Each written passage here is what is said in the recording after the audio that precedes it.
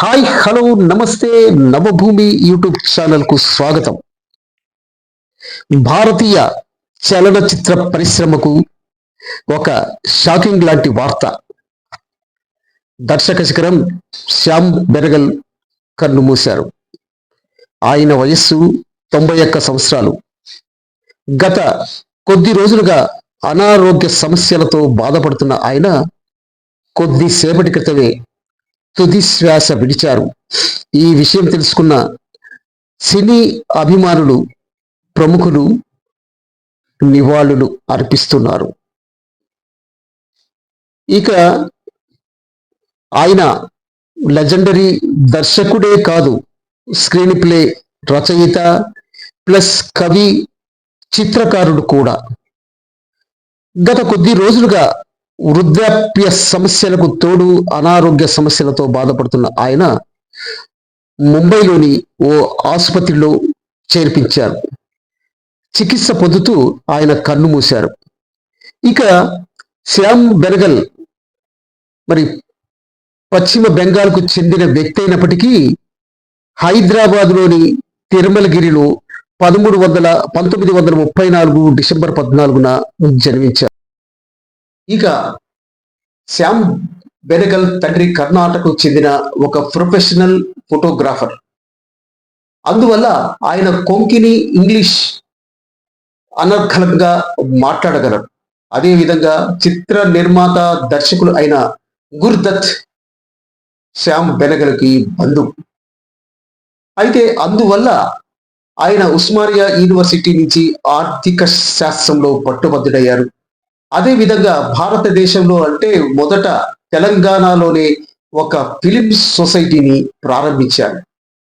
ఆ తర్వాత ముంబైకి వెళ్ళి ఒక అడ్వర్టైజింగ్ ఏజెన్సీలో పనిచేయటం ప్రారంభించారు. అక్కడ కాపీ రైటర్గా తన జీవితాన్ని ప్రారంభించి అతి త్వరలోనే చిత్ర నిర్మాతగా ఎదిగాడు. ఇక 11 కార్పొరేట్ చిత్రాలతో పాటు అనేక డాక్యుమెంటరీలు రూపొందించారు. ఇక పూణేలోని ఫిలిం ఇన్స్టిట్యూట్ ఆఫ్ ఇండియాలో ఆయన చైర్పర్సన్ గా పనిచేశారు. దాదాపు 2 సంవత్సరాలు ఆయన బోధనను తన అభ్యాసంగా ఆయన పూర్తి చేశారు. ఇక అంకుర్ 1974లో అంకుర్తో ఆయన జీవితం మొదలైంది. ఇక సత్యజిత్ రే తర్వాత ఆయన వారసుడిగా ఈయన పేరు పొందారు. ఇక ప్రముఖ నటి షబానా ఆజ్మీని మొదట పరిచయం చేసింది మన శ్యామ్ బెనగలే. అయితే ఆయన తీసిన అంకుర్ వలే, ఆ తర్వాత నిశాంత్, మంథన్, భూమిక ఇలాంటి చిత్రాలు మరి ఎంతో పేరు ప్రఖ్యాతులు సంపాదించిన విషయం తెలిసిందే. ఇక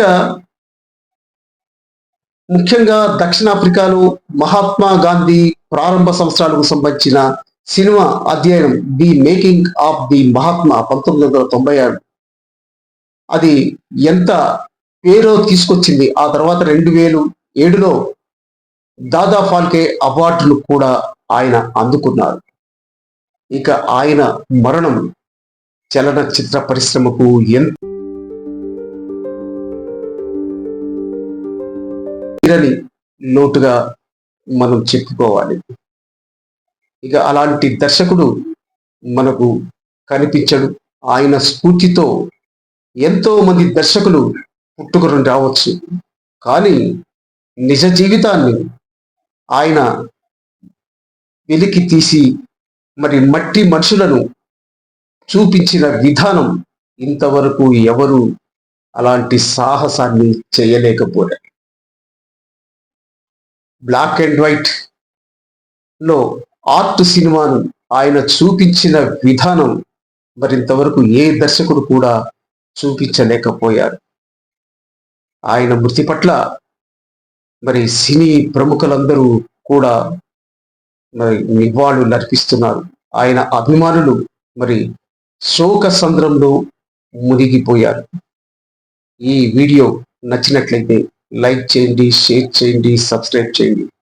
అలాగే నవభూమి యూట్యూబ్ ఛానల్ను ఆదరించండి.